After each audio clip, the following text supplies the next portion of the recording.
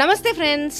మామిడికాయ పచ్చడి ముక్కను గట్టిగా కొరుక్కు తినలేని చిన్నపిల్లల కోసం మరియు పెద్దవారి కోసం మేము మామిడికాయ ఉడికిన తొక్కుతో మీ ముందుకొచ్చాం. ఈ ఉడికిన తొక్కును 3 రకాలుగా అందిస్తున్నాం.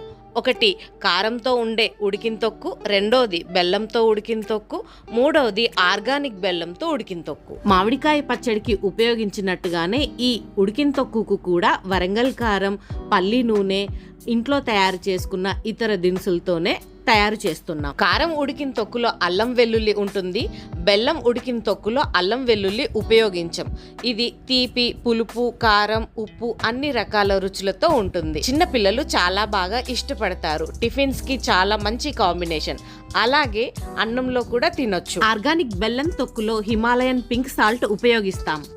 6 నెలలు నిల్వ ఉంటుంది. ధర మరియు షిప్పింగ్ లాంటి వివరాల కోసం పైన కనబడుతున్న ఈ ఫోన్ నంబర్కి కాల్ లేదా వాట్సాప్ చేయండి.